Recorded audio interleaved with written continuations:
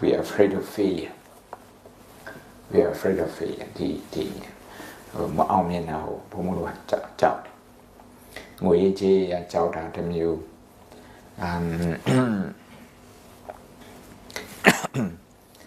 lâu đi cô lâu ra nhà mà cô lâu đã thì cha lui lại lâu đã cô lại thì ôm mà ngà đang quên gì mà sự bảo ngà đang quên gì mà sẽ đang quên gì mà sẽ đang quên gì mà sự cô sao mới gì ra thì cha lui lại thì được hành giảm đó lâu nên stressဖြစ်we are afraid of failure မအောင်ခံဘယ်လိုလုပ်မှာတော့အဲ့ဒီစိတ်ကအမြဲတမ်းဖြစ်တယ်အဲ့လိုဖြစ်တဲ့အခါကျတော့ threat focus ဆိုတာကအစမပြေမဲ့အရာပေါ့အမြဲတမ်းအစမပြေနိုင်တဲ့အန်ဒရယ်ဒီခြေနှမ်းမှားနေတဲ့ဟာအဲ့ဒါပဲအမြဲတမ်းတွေးနေတဲ့အခါကျတော့အုံနောက်ကအမိတ်တယ်လားဆိုတဲ့ဒီနောက်ကဟိုဟော်မုန်းနေနေဆိုရင်လည်း cortisol hormone တို့ဟို adrenaline hormone အဲ့လိုပဲအမြဲတမ်းထုတ်တယ်အဲ့လိုအမြဲတမ်းထုတ်တဲ့အခါကျတော့ဟိုဘာမှမဟုတ်တာလေးနဲ့ဘုံဘုံတို့အလွယ်တကူဟိုစိတ်ဆိုးနေတယ်စိတ်တူနေတယ်စိတ်တူနေတယ်ထမင်းစားတဲ့ခါမှတော့မှအလုပ်တွေများလိုက်ရင်အဲ့ဒီအာဟာရရဲ့ဒီအရာတောင်မခံစားရအောင်အဝစားကောင်းနေဘလောက်ပဲဘို့အဲ့ဒီအဝစားကောင်းကပေးတဲ့စိတ်ချမ်းသာမှုကိုမရအောင်ကိုမရအဲ့တော့ဘာဖြစ်လို့ဖြစ်သွားအောင်ဆိုတော့ stress ကတိတ်များလို့တိတ်များသွားလို့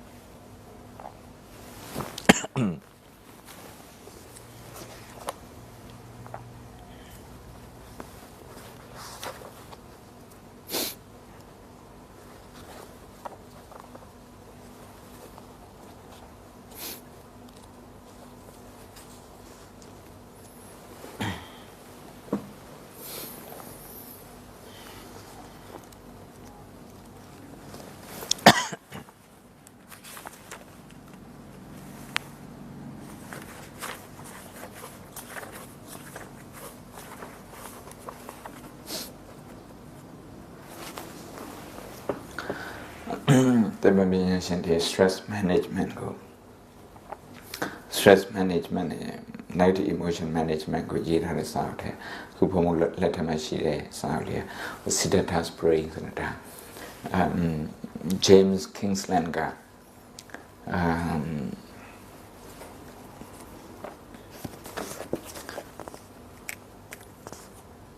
New Scientist နဲ့နောက်ပြီးတော့ magazine ကို Nature ဆိုတဲ့တိတ်ပံ magazine ရဲ့ editor ဖြစ်25နှစ်လုပ်ခဲ့ပါတယ်တိတ်ပံမြန်ရှင်တယောက်သူကိုယ်တိုင်တရားထိုင်ပြီးတော့သူများတွေလုပ်ထားတဲ့ research ကသူလုပ်ထားတဲ့ research ကသူဘာတွေပြောသွားတော့ဆိုရှေ့မှာရှိတဲ့ ulnar hippocampus ခေါ်တဲ့ neurology က the hippocampus plays a part in both memory and emotion regulation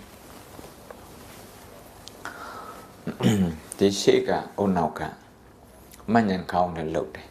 နောက်ပြီးတော့ကိုယ် emotion ကို control လုပ်နိုင်တာ regulate လုပ်နိုင်တယ်ဆိုတာကိုကသူ့ကို master လုပ်နိုင်တာပေါ့ master လုပ်နိုင်တယ်အဲ့တော့ဘာ emotion ဖြစ်လာပြီဆိုတာကိုသိတခြားလူကိုယ်နဲ့စကားပြောနေတယ်လို့သူ့ emotion ကသူဒီလိုစကားပြောရင်ဘာ emotion ဖြစ်တယ်ဆိုတာအဲ့ဒါကိုနားလည်တယ်အဲ့လိုနားလည်တော့ဟို now Dr. Richard Davidson of Wisconsin about the emotional life of your brain. Through pure self-awareness and social awareness. Self-awareness can go emotion go tida. The emotion go jump you with a go chema go on a penny low and I'll tea. Daria the different yet, Yamanayama tea, the different so ginseng yet. Ginseng yet. ကျင့်စဉ်နေပြီးတော့လာတဲ့ဟာတွေပေါ့တတိပဋ္ဌာန်တော့ဟိုအင်္ဂလိပ်လို mindfulness ခေါ်တယ်ဒါ Harvard Business School ကထုတ်တဲ့ဟာတွေပဲတရားယူပြီးတော့1990ကျော်96ခုနှစ်လောက်မှာ Massachusetts Institute of Technology သူရဲ့ဆေးကျောင်းမှာသူ့ဆေးရုံမှာစပြီးတော့ဟို chronic pain ရှိတဲ့လူတွေနာတာရှိဝေဒနာရှိတဲ့လူတွေနာတာသူတို့အတွက်လုပ်ပေးတယ်နာတာရှိဝေဒနာရှိရဲဆိုအမြဲတမ်းဆေးရမတော့နိုင် တို့မှာဆေးကောင်းတွေအများကြီးရှိတယ်ပုံတော်မြန်မာပြည်မှာဆေးရှီလုံးကိုလိုနာတော့ရဆိုရင်ဒါဘန်ကောက်ရောက်သွားရင်စင်ကာပူရောက်သွားရင်နှလုံးသွင်းပဲကျန်တယ်ဟိုအသိဉာဏ်ချင်းကွာတာပြောပါတယ်အမေရိကန်ကျတော့တို့ထက်အများကြီးပို့ပြီးတော့အဆင့်မြင့်တာပေါ့ advanced technology တွေနဲ့ဒီ medical science နဲ့လို့ဒါပေမဲ့အဲ့ဒါလည်းသူကနေ့တိုင်းတောက်မယ်ဆိုရင်သူ kidney ထိခိုက်မှာပဲမခံနိုင်ဘူး kidney လဲရမယ်ဆေးတွေအများကြီးတောက်ထားလို့ kidney လဲရမယ်ဆိုရင်အရန်ဟိုဖြစ်သွားပြီဒါတကယ်ကြီးကျယ်တဲ့ပြန်လာဖြစ်သွားပြီအဲ့ဒါနဲ့ mindfulness based stress reduction ဆိုတဲ့ MBS အဲ့ဒီဟိုဗုဒ္ဓဘာသာယုံကြည်လို့မဟုတ်အသင်ပေးတဲ့ဆရာဗမောက်ခါတော့သူကယုံကြည်တယ် Professor John Kabat-Zinn ဆိုသူကတော့ physician ဆရာဥပခင်ရဲ့နီးနဲ့နောက်ဇန်ရဲ့နီးနဲ့အများကြီးအကြရဲ့တရားထိုင်ခုနေတယ်ဒါပေမဲ့တခြားလူတွေကမယုံဘူးဒီသူ့ရဲ့ patient ဆိုပုံမယုံငါတို့သင်ပေးလိုက်တဲ့အခါအများစုကအဲ့ဒီ pain killer တောက်ဖို့မလိုဘူးတောက်ဖို့မလိုဆိုတော့ကိုယ့် kidney ကတဲ့လို့မလိုတော့ဘူးအဲ့တော့သူတို့ကတရားထိုင်ခိုင်းတယ်တူတူလေးတွေပဲထိုင်ခိုင်းတာတူလေးတွေထိုင်ခိုင်းတယ်ဘာမှလိုချင်လို့မဟုတ်ဘူးဒီခန္ဓာထဲမှာရှိတဲ့ဝေဒနာကိုကိုင်တွယ်နိုင်ဖို့တော့ဝေဒနာဖြစ်လာတဲ့အခါမှာသူကဝေဒနာဖြစ်တဲ့ဆိုတာက is a stressful situation in that moment how our mind reacts to that stress အဲ့ဒါကိုသူကစိတ်ဝင်စားတယ်အဲ့တုန်းကတော့ neurology တလောက်အထိadvancement ဖြစ်တဲ့အခါကျတော့blood pressure တွေတိုင်းတယ်နောက်ပြီးတော့ interview လုပ်တယ်နောက်ပြီးတော့heart rate တိုင်းတယ်တွေးတယ်စစ်တယ်ဒီလောက်ပဲလုပ်တယ်အခုပြီးခဲ့တဲ့10နှစ်လောက်ကစပြီးတော့သူက fMRI နဲ့တိုင်းတဲ့အခါကျတော့အဲ့ဒါတွေကဘာတွေတွေးတုံးဆို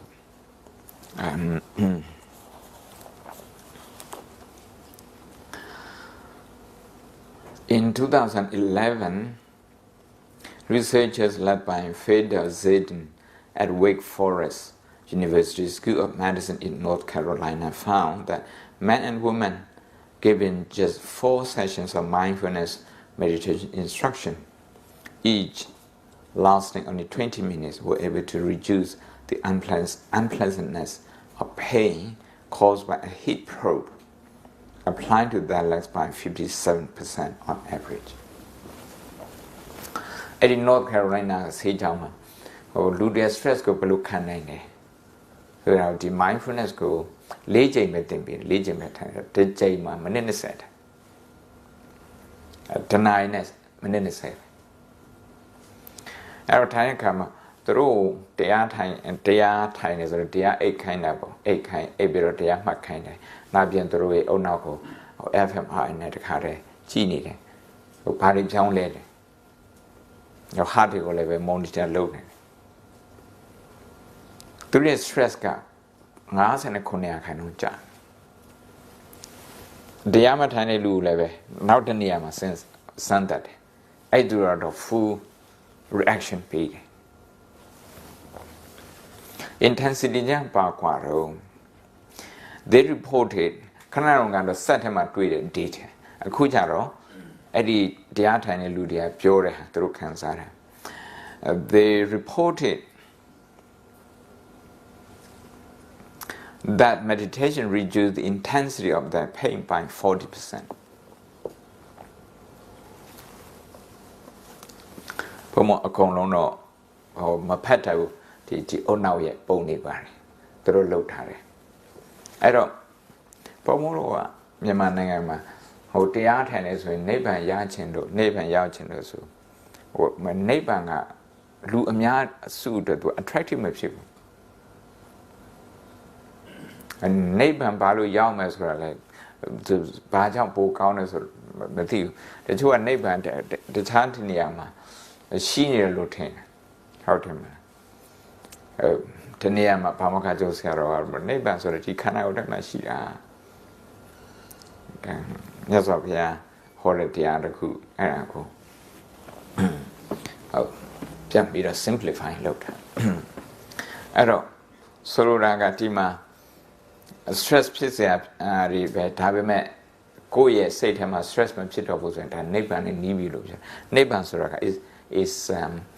cessation of negative emotion. Arabic. Neighbor. Damalu Miaswa neighbor somewhere. Hello, Tino. Yaya Palu Yarakazaro is something you have to read. You have to travel and reach there. Eddie, I mean, you yarn. The Chua, oh, Kabias had a Konona Labare, neighbor should be Miajigo, should be a television. Should be said. And I had a metaphor. I looked at a Ganzaro, the art is a neighbor and losing a luri laupe or tired elutina. Among our the Ribhana told him a mess of Soraka. Kanako Piatana Shia Pokuri, now say Bansa Piatana Shia Pokuri, Ninja Pokuri, I Pokuri, that the Ribha a joke concerning. Doka Tomnatana, Damadekamaya to Padi. In order to reduce the physical and psychological pain.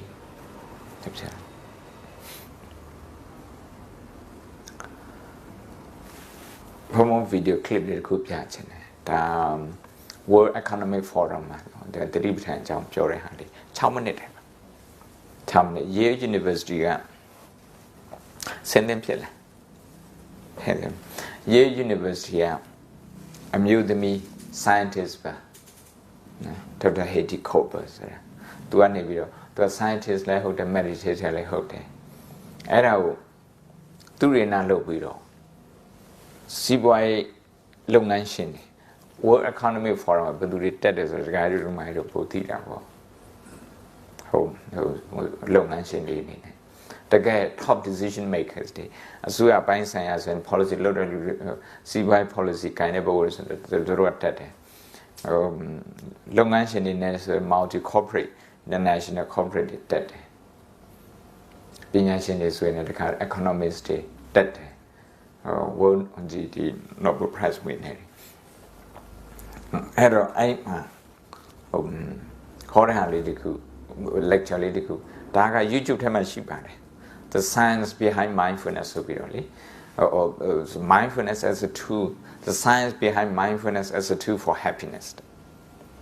Mindfulness, the deep tank at pure shins. A little long uncle, my pure shimbo yeji. Pure shimbo yeji. Neighbor cannot make her. Dima pure what look at. Pure resuraka, Knakana, same nipo, Knakana, same tobo. A European Piatana Shia Kama, I Piatana, kind of animal, resilience come, Talilu ante. Tali, Puentia.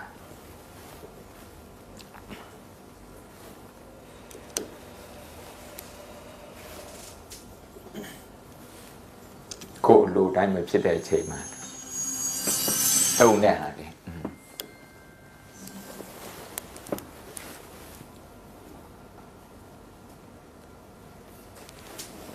Yeah. Things that seems to stand in our way of being happy is that shit happens. Now this is actually the common denominator for all human experience. The fact is that even if we are the luckiest, most effective people on the planet, life deviates from our plan. And it's just like the Rolling Stones said, you can't always get what you want. And that can be quite stressful. But of course, we all know that shit happens. What is less well known is that we also all have the power to change our experience of this shit. To train and learn how to have a better attitude about it,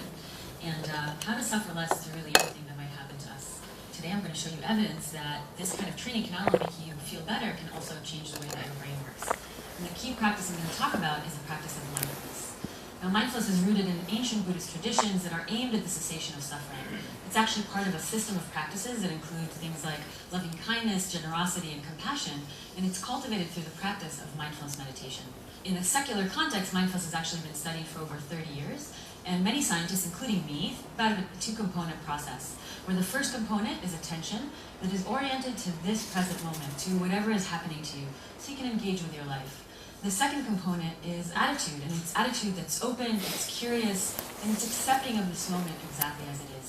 And one classic instruction is to pay attention on purpose and without judgment. Or in the words of the Beatles, you just let it be. Now, why might training like this be useful? Well, one reason is because most of us are incredibly distracted pretty much all the time, and we miss a lot of what's happening to us. One study showed that our minds are actually wandering almost 50% of the time and during every single activity, even during sex. And what's worse is that mind wandering is actually related to being unhappy. And that suggests that being mindful in itself might make you happier. And it leaves you a lot more time and energy to act wisely and make good decisions. That means that being mindful allows you to respond to the world rather than react to it. And how does mindfulness do that? Well, one way it does it is by altering the brain's defaults. That is a default mode network, and you can think of it as our autopilot. It's a network of regions that's more active when our mind is spontaneously wandering and less active when we're focused on a task. And to test whether mindfulness meditation alters these defaults, we recruited experienced mindfulness meditators, not these monks, but healthy Western adults who just happen to meditate for many years, kind of like me. And we then scanned their brains using fMRI and compared their brain activity to the brain activity of well-matched controls who've never meditated. What we found is that experienced meditators actually report a significant lower amount of mind wandering and less activity and connectivity in their default mode network. Does it mean that you all need to practice many, many years to change your defaults? Apparently not. Much less training already starts changing your defaults. In one study, stressed adults were recruited and randomized into one of two conditions. They either did intensive mindfulness training for 3 days or 3 days of a controlled training. The results showed that even after 3 days of intensive mindfulness training, there were already some similar changes to the default mode network that were similar to what we saw with the experienced meditators. In addition, those who meditated also showed a reduction in an inflammation marker that is related to disease risk. In comparison, those who did the control training actually showed an increase in this inflammation marker. In addition, the default mode network actually was responsible for some of the reduction in inflammation. This suggests that mindfulness training changes your brain, it changes your emotional experience, and it changes your body in a way that makes you more resilient to stress and disease. And there's even more good news here. You might start noticing some of the benefits of mindfulness meditation as soon as the first time that you try. We tested this in a few recent studies. We recruited individuals who've never meditated, and we randomized them to either meditate for 10 minutes for the first time or do a control activity for 10 minutes. We then tested their performance on a task that required both accuracy and speed. What we found is that those individuals who meditated for the first time, overall, were faster or more accurate than those who didn't meditate. And we also saw changes in brain activity that suggested that their brains are more attuned to the task, allowing them to perform better. What this means is that in the time that it might take you to just briefly check your email, you might try to meditate for 10 minutes and you might have an improvement in your cognitive performance. So in conclusion, I invite you to ask yourself, do I want to be more focused? Do I want to be more present? Do I want to have more time and energy to act wisely and make good decisions? If you answered yes to any of these questions, you might want to try mindfulness meditation. Now, mindfulness is not for everyone and it's not a panacea, but we know that it can fundamentally alter your brain's defaults. We know that it can reduce your stress and make you more focused. And importantly, it can allow you to live in this moment, accepting it exactly as it is, maybe even loving it exactly as it is, even if shit happens. Thank you very much.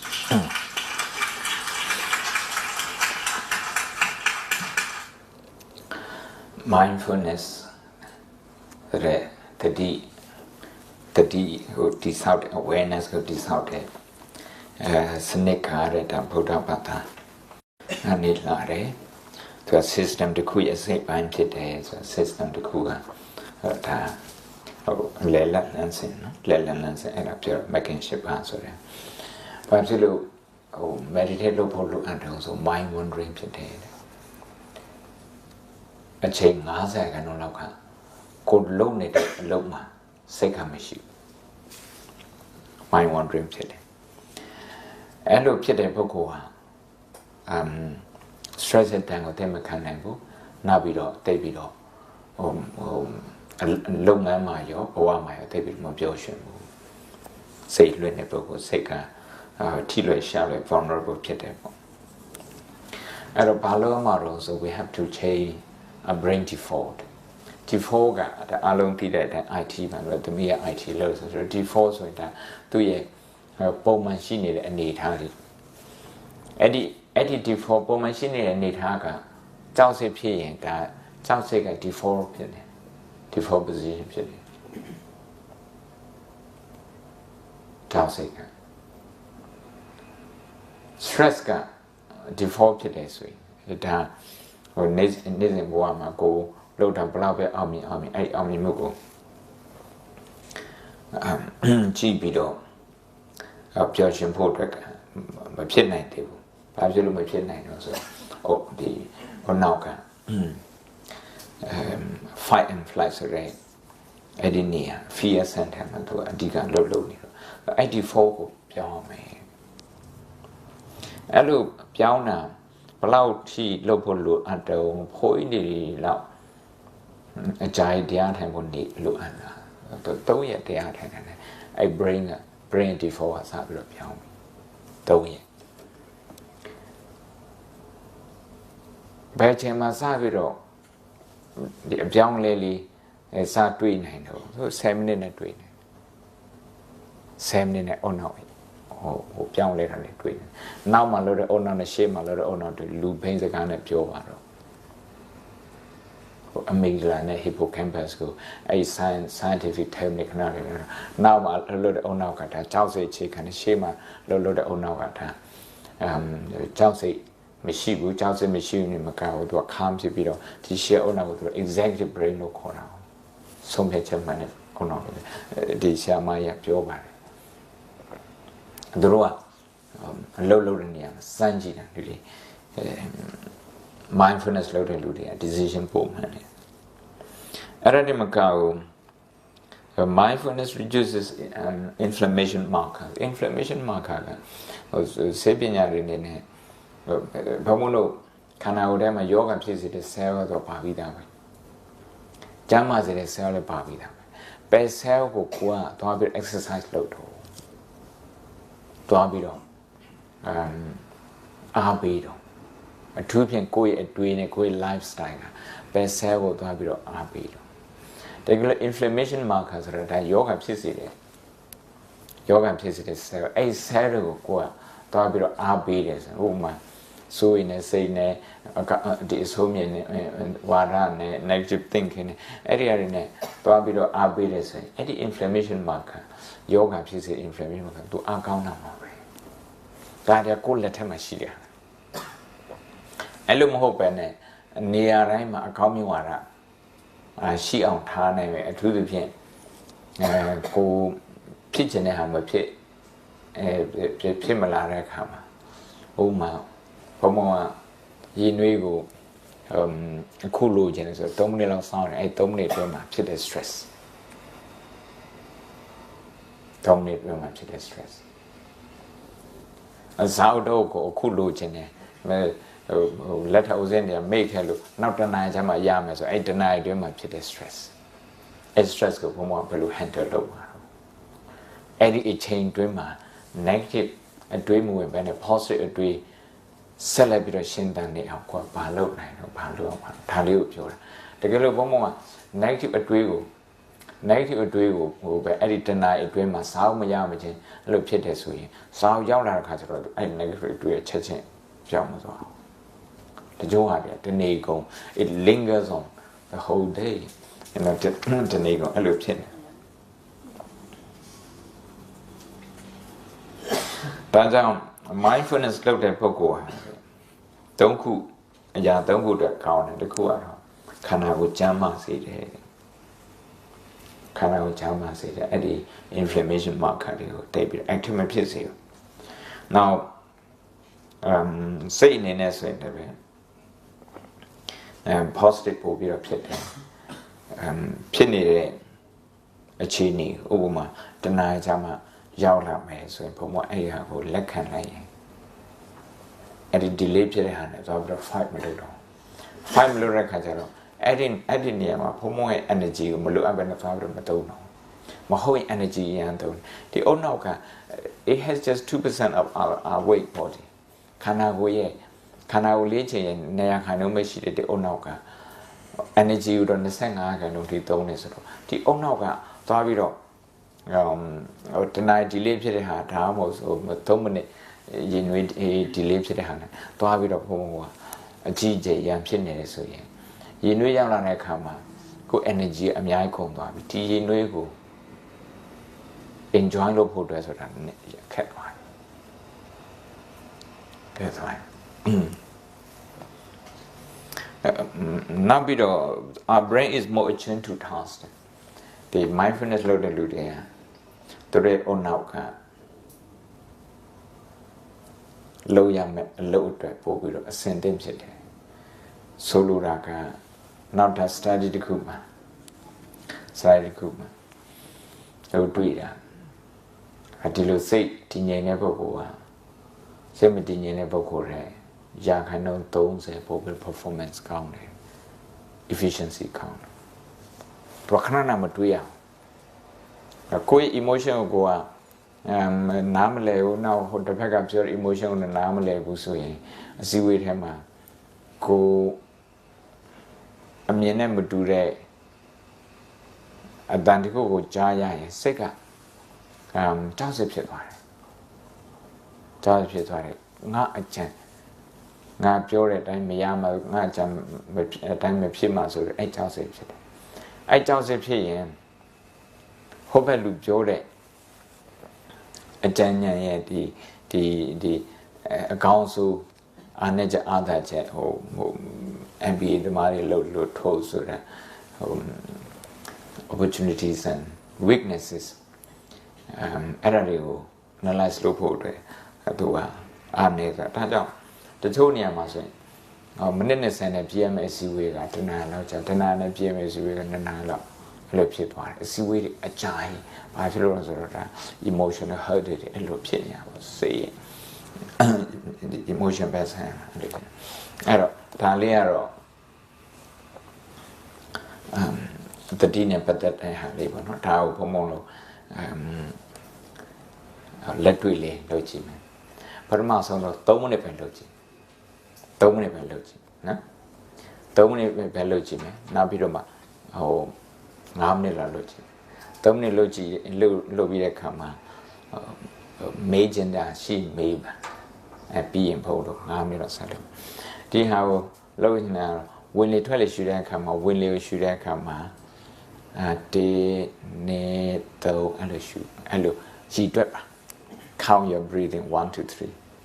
တေနေတော့ slow and gentle breathing count your in breath 1 2 3 now ဝင်လေရှူချိုက်ဖြစ်ရင်ခဏလေးအသက်အောင်ထားလိုက်တေနေတော့အသက်အောင်ထားလိုက်ပြီးတော့ထွက်လေရှူတဲ့အခါမှာ3နေတစ်ပြောင်းပြန် reverse ပြန်ပြီးတော့ရည်တွက်ပါအဲ့လိုလုပ်တဲ့အခါမှာဘာတွေတွေးနိုင်တော့ဆိုတော့ကိုယ့်ရဲ့ခန္ဓာကိုယ်မှာလေ stress တွေများနေတယ်ဆိုရင်ဘုန်းတို့ရဲ့ဒီနဖူးတို့ဘာလို့တင်းနေတာတွေ့ရမှာဒီက muscle တွေဒီကဘာဖြစ်လို့နောက်ပြီးတော့မေးစေတို့တင်းနေတာတွေ့ရမှာတင်းနေဆိုရင် short ပေးပါစိတ် short ပေးပါအဲ့ဒါ stress chemical ခေါ်တယ်အဲ့ဒါအဘိဓမ္မာစကားနဲ့ပြောရင်တော့ stress ဆိုတဲ့ဒီကြောက်စိတ်ဆိုတဲ့ဒေါသမကျေနပ်တဲ့စိတ်ဆိုတဲ့ဒေါသစိတ်ညစ်တဲ့ဆိုတဲ့ဒေါသအဲ့ဒေါသကြောင့်ဖြစ်တဲ့စိတ်တစားရုပ်တွေလို့ခေါ်တယ်။ထားပါတော့ဟိုအဘိဓမ္မာစကားပါဠိစကားတော့ထားတော့အဲ့ဒါတည်းဘုန်းတော်စီမှာအမြဲတမ်းရှိနေချားနေတဲ့အဲ့တော့အဲ့ဒီလိုဝင်နေထွက်လေကို3မိနစ်ကြည့်တဲ့အခါမှာဘာတွေ့နိုင်လဲဆိုကိုယ်စိတ်လွင့်တာကိုတွေ့နေတယ်။ခေါင်းကဒီရာခိုင်ဒီ90နီးပါးအလုပ်လုပ်တဲ့အချိန်မှာစိတ်ကလွင့်နေလို့အဲ့တော့စိတ်လွင့်တာတွေ့တဲ့အခါမှာကိုယ့်ရဲ့ reaction pattern ကဘာရှိတော့ reaction pattern ဆိုတာ subconscious reaction ခါရင်ဘယ်လိုတုံ့ပြန်နေကြတော့သူကမကြိုက်တဲ့ပုံစံမျိုးသူနဲ့တွားပြီးတော့ရံဖြစ်မှာလားမလာနဲ့တွားAre you going to chase it away? အဲ့လိုလို့မဟုတ်နေပဲသူ့ကိုသွားပြီးတော့ဖုံးဖိထားမှာလားအဲ့တော့ fight and flight လို့ခေါ်တယ် Charles Darwin သုံးတဲ့စကားအဲ့ဒီလိုမလုပ်နဲ့တဲ့ သူ့ကိုခဏကပြောတော့ attitude and attention attitude ဆိုတာဝင်နေထွက်လို့ကြည်တာ attention နောက်ပြီးတော့stress ဖြစ်နေတယ်ဆိုတာကိုသိတာကလည်း attention နောက်ပြီးတော့စိတ်ကလွင့်နေပြီဘာကြောင့်သွားတွေးနေပြီအလိုလျောက်တွေးနေပြီအဲ့ဒါကိုသိတာလည်းပဲ attention နောက်မှာ attitude လာတယ် attitude ဆိုတာကအသိဉာဏ်ပေါ့ရိုးစကားနဲ့ပြောရင်တော့ attention ဆိုတာကတတိattitude ဆိုတာကတံပစင်တတိတံပစင်ဆိုတယ်မထားတော့ပါဠိကနားထားတော့အဲ့တော့ဒီ attitude ဆိုတာကဒီစိတ်လွင့်နေတယ်ဆိုတာကိုလက်ခံလိုက်တာကိစ္စမရှိ it's okay စိတ်လွင့်တာဒါဒီချက်မှာစိတ်လွင့်နေအဲ့လိုလွင့်နေဆိုရင်ကိုကသူနဲ့သွားပြီးရမဖြစ်ဘူးဆိုရင်10မိနစ်ခွဲပဲသူကနေတယ်အဲ့ဒီအတွေးတစ်ခုကသူနဲ့သွားပြီးတော့ရံဖြစ်နေလို့အကြိုင်းနေတာအကြိုင်းနေအရှင်ဆန္ဒလိကစံညွန်ရည်တဲ့ရုပ်ရှင်ကဘာခေါ်တော့မုံပါတော့မုံဆွဲအတွေးတစ်ခုမုံရင်အဲ့အတွေးကခေါင်းထဲမှာဆွဲတယ်ဆွဲနေတယ်လူတယောက်ကိုမုံနေအဲ့ဒီလူတယောက်ရဲ့ image အဲ့ဒီလူတယောက်ရဲ့ behavior အဲ့ဒီလူတယောက်အကြောင်းကကိုယ်စက်တယ်ဘယ်တော့မှမမေ့နိုင်ဘာလို့တော့မမေ့နိုင်ရင်ကိုယ့်ရဲ့ cortisol hormone ကိုပဲသူ့အတွေးနဲ့ကိုအမြဲတမ်းactive ဖြစ်အောင်လုပ်နေတယ်။ तू ကတော့ဟိုမှာ तू ကနေ तू အိတ်နေ तू ကနေ तू စားနေတောင်းနေကိုကဒီမှာအဲ့လိုဖြစ်နေတာ။အဲ့ဒါလေးလိုအပ်တယ်။လက်ခံပါ။ဟောတိုင်းတင်းနေတယ်။မတင်းနဲ့ဆိုပြီးတော့သွားပြီးတော့မပြောနဲ့။ဒီလိုမဖြစ်တင်လို့ဆိုပြီးတော့အဲ့လိုသွားမပြောနဲ့။ तू နဲ့ရံဖြစ်ရအောင်မယ်။အဲ့တော့ဟောတင်းနေတယ်ဆိုတာလေးကိုလက်ခံနိုင်ပါ။အဲ့တော့ non judgmental awareness ကိုရမဟုတ်ဆရာတော်ဘုရားရတော့အကောင်းဆုံးမွေးဖန်တယ်တတိနဲ့အဲ့လိုပြီးရင်ဝင်နေထွက်လေစီပြန်သွားလည်းပြန်သွားတရားရောက်လာဟို timing လေးလုပ်ပေးပါ mobile နဲ့3 minutes timing လုပ်ပေးပါအပန်းလေးလည်းည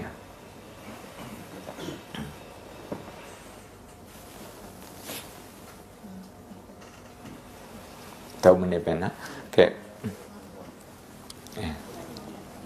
ခက်ကလထိုင်ပေါ်မှာဒီ comfortable ဖြစ်အောင်ထိုင်ပါတတ်ဖြစ်အောင်ထိုင်ပါနောက်ချက်ထောက်ကိုဆူထားပေးပါ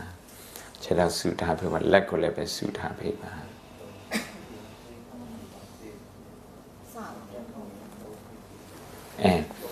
ဝင်လေရှူတဲ့အခါမှာ1 2 3အဲ့လိုရှူလိုက်အဲ့လိုကြီးတွက်လိုက်ဖြစ်ရင်အသက်ကိုအောင့်ထားလိုက်1 2 3ဆိုပြီးတော့ရည်လိုက်အဲ့အောင့်ထားတဲ့အချိန်မှာဖြစ်ရင်ထွက်လေပြန်ရှူထုတ်တဲ့အခါမှာ3 2 1အဲ့ဒီအချိန်မှာစိတ်ကလွင့်သွားတယ်ဆိုရင်ဘာလို့သွားတွေးတာတော့အလုတ်သွားတွေးဆိုရင်တွေးဒီအလုတ်ကြောင့်တွေးနေတယ်အလုတ်ကြောင့်တွေးနေတယ်အလုတ်ကြောင့်တွေးအဲ့လို3ချိန်4ချိန်တော့သူ့ကိုလက်ခံလိုက် accept လုပ်လိုက်ပြီးရင်ဝင်နေထွက်လေစီပြန်လာတယ်စ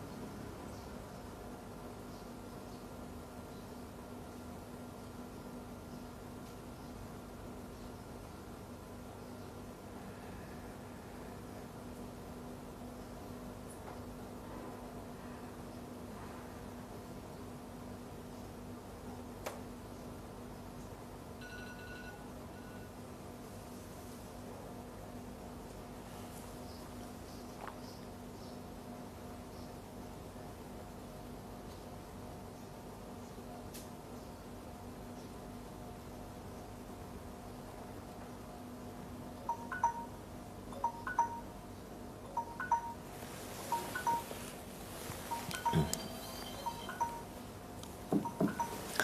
မိနစ်ပြည့်ပါပြီ3မိနစ်နော်တော့3မိနစ်အတွင်းမှာကိုရလာတဲ့ဒီငြိမ်မှုလေးပဲအချိန်ကြီးများရင်အလုပ်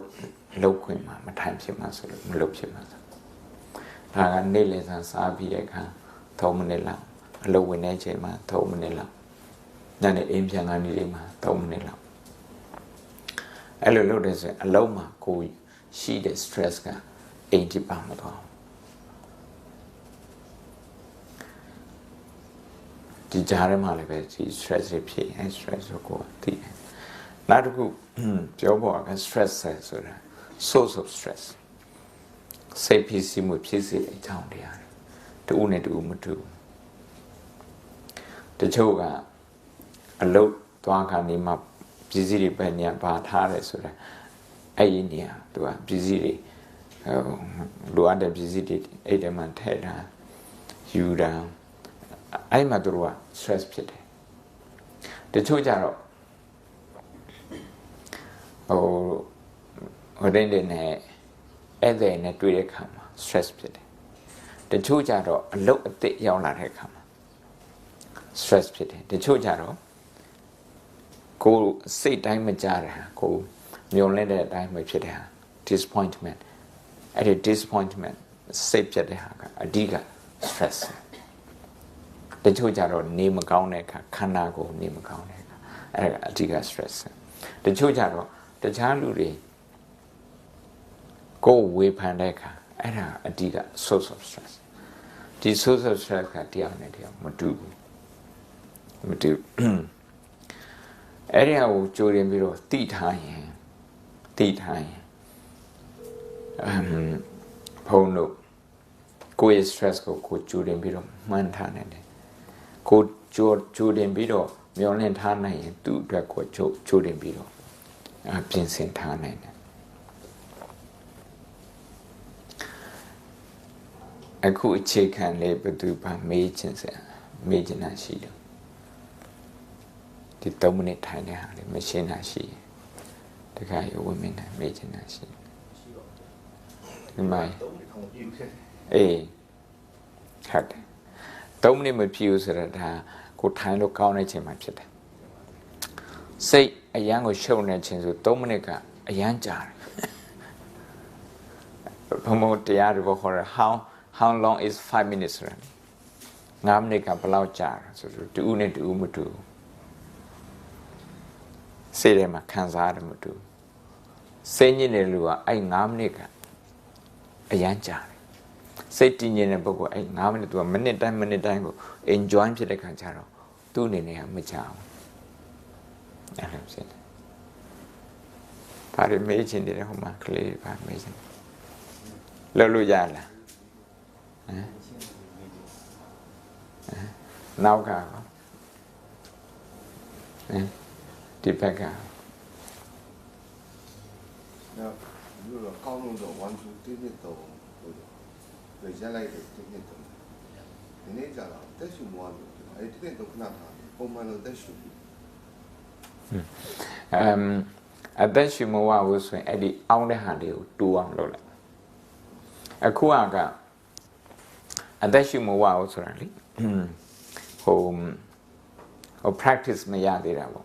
ဒီနီးနဲ့ရှူတဲ့ဟာကဘုံဘယ်ကနေယူလာဆို breath work ဆိုတဲ့ဟို scientist တွေအသက်ရှူတဲ့ရှူနေအာနာပါနာကိုယူပြီးတော့လုပ်တာဒီလိုလုပ်တဲ့လူတွေသူတို့ကဘယ်လောက်ထိလုပ်ခိုင်းတော့ဆို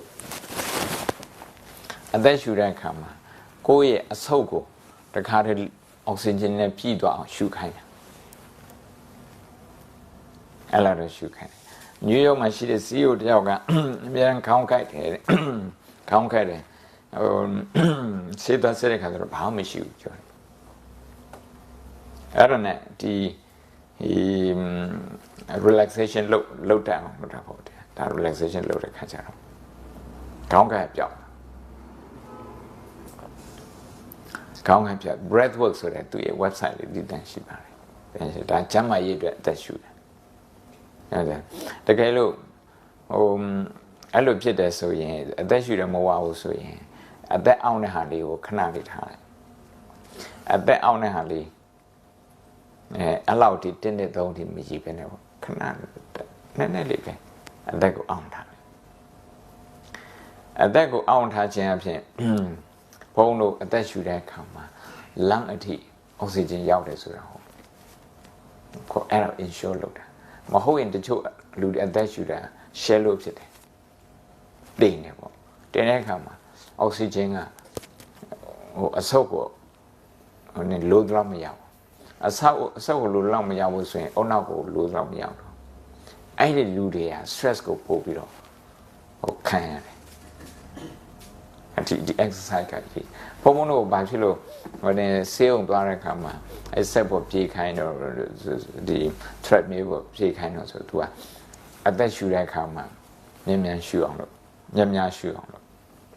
တောင်းတက်တဲ့ခါတော့အဲ့လိုရှူတဲ့အခါကျမှ heart ကအလုပ်လုပ်တာလေ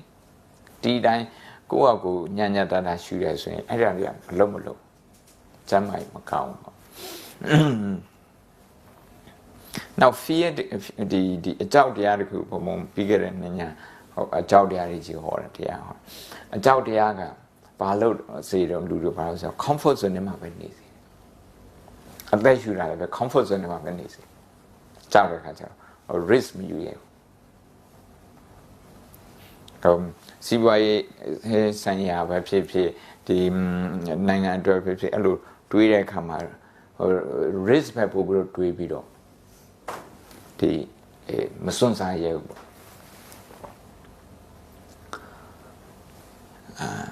နောက်တစ်ခုက stress အရင်များလို့ကြောက်စိတ်များတဲ့လူကသူတို့ရဲ့အတွေ့အကြုံ creative မဖြစ်ဘူးဘုံဘုံကလေးတယောက်မေးတယ်အပြေမှန်လေးအရင်မခက်ပါဘူးဒါပညာတတ်တဲ့တစ်ခု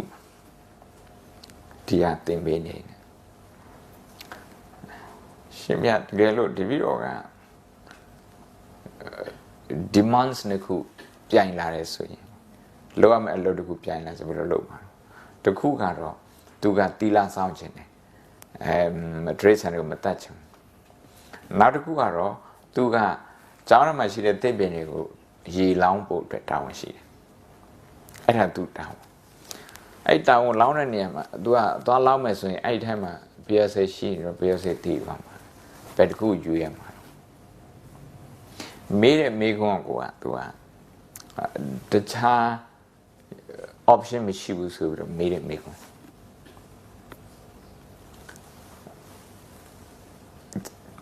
ဒီတစ်ပင်ကိုလည်းတနာပါတစ်ပင်ရေမတောက်ရရင်သူတည်မယ်အဲ့ဒါတနာတစ်ပင်ရေတောက်ရအောင်ရေလောင်းလိုက်တဲ့ခါမှာသူတို့လည်းတနာသူတို့ဟို BSA လေးတည်သွားသူတို့လည်းတနာပါတနာတဲ့စိတ်အရင်ဖြစ်အောင်ကရုဏာဖြစ် compassion ဆိုတဲ့ခရစ်ယာန်တခုပြမယ် compassion ဖြစ်အောင်လို့အဲ့လိုဖြစ်တယ်ဆိုရင် creative ဖြစ်တဲ့အတွေ့ပေါ်လာတယ်ဒီပြီးတော့နားမလည်သေးဘူးဘုံပြောတာ creative အတွေ့ဆိုတာကအဲ့နားမှာဘုံတို့လက်ညှိုးလောက်ရှိတဲ့တွင်းနဲ့တွင်းတူးလိုက်ပါလားအဲ့ဒီတစ်ပင်ရဲ့အမြင့်နာမှာဒီလိုတစ်ပင်မြင့်နာလက်ညှိုးလောက်လက်ညှိုးလောက်ရှိတဲ့တွင်းနဲ့ဟိုနေဒုတ်လေးနဲ့ထိုးလိုက်အဲ့ဒီထဲမှာရေထည့်ရင်အဲ့ဒီထဲမှာပြည့်စုံမရှိဘူးရေကလည်းပဲအမျက်စိကိုရောက်တယ်ဟို creative ဖြစ်တယ်ကိုပြောပါတယ်တစ်ပင်အတွက်လည်းတွေးတယ်ဘယ်စိတ်အတွက်လည်းတွေးတယ်အခု तू တွေးတာက तू ဘာတွေးတာလဲဆိုတော့ငါတောင်းငါရဲ့တီလာ तू အဲ့လိုတွေးတာငါတီလာမကျိုးအောင်နောက်ငါတောင်းလည်းမဖြစ်အောင် तू ငါနဲ့တွေးတာ self center ဖြစ်တယ်ခေါ်တာပေါ့အင်္ဂလိပ်တော့ self center တွေးနေတွေးတာအဲ့လိုမတွေးပဲနဲ့တခြားလူအတွက်ဆိုဒီနေရာပါရှိတာနော်တစ်ပင်နဲ့ပျက်စိတ်နဲ့အဲ့ဒါရှိဒီတိုင်းဆိုရင်အခုနည်းနည်းလေးခက်ကြကြလေးထိုင်ပြီး9မိနစ်လောက်ထိုင်9မိနစ်ထိုင်ပြီးရင်ဘုံဘကရုဏာတင်ပေးခြင်း9မိနစ်လောက်ထိုင်အခုတင်တဲ့အခါအခုထိုင်တဲ့အခါမှာ stress ဖြစ်တဲ့ဟာတွေကိုသွားပြီးတော့တွေးစေခြင်း ပထမဆုံးဝင်နေထွက်လေကြည့်ဝင်နေထွက်လေ10မိနစ်2မိနစ်လောက်ကြည့်ပြီးနောက်ကိုယ့်ရဲ့အလုပ်ကိုယ့်ရဲ့လုပ်ငန်း stress ဖြစ်စေတဲ့လုပ်ငန်းအိမ်မှာလားလုပ်ငန်းမှာလား decision လုပ်မဲ့ဟာတွေလားအစည်းအဝေးတွေမှာလားဒါမှမဟုတ်ခီးသွားတဲ့ဟာတွေလားအဲ့ဒါကိုတွေးကြည့်တဲ့အခါမှာဘာ reaction တွေဖြစ်တယ်ကိုယ့်ရဲ့ရှိနေကြအကျင့်တွေးရဲ့အကျင့်စိတ်ရဲ့အကျင့်ကိုမြင်နိုင်တယ်အဲ့လိုမြင်နေစဉ်သူ့ကိုလက်ခံနိုင်အကောင့်ဆိုတော့မပြောငါဒီလိုမတွေးသေးဘူးငါဒီလိုမဖြစ်ဆိုရင်အဲ့ဒီမှာငါအများကြီးသွားမထက်နဲ့ငါအများကြီးသွားမထက် personalize မလုပ်နဲ့လို့ပြောအင်္ဂလိပ်လိုပြောတာတော့ don't take it personally သူတို့ပြောတာရှင်းပါတယ်အဲ့လိုပြောတာဝင်နေထွက်လေရင်ကြည့်လိုက်မယ်ပြီးရင်ကိုယ်စိတ်တိုင်းကြမဖြစ်တဲ့အခါစိတ်တိုင်းကြမဖြစ်တဲ့အခါမှာကို reaction အဲ့ဒီအကြောင်းတွေပြန်တွေးပြီးတော့အဲ့ဒီအချိန်မှာဘာ emotion တွေဖြစ်တော့အဲ့ emotion တွေကိုပဲလိုက်ပြီးတော့သိတဲ့ exercise လေးလုပ်ပေးပါအဲ့ဒီအချိန်မှာဘာ emotion တွေဖြစ်တယ်အဲ့ကြောင့်ဘာ emotion တွေဖြစ်တယ်ကြောင့်ဘာလဲနှစ်ခုသုံးလေးခုလို့တည်ပြီးဆိုဝင်နေထွက်စီပြန်လာပါကဲစမယ်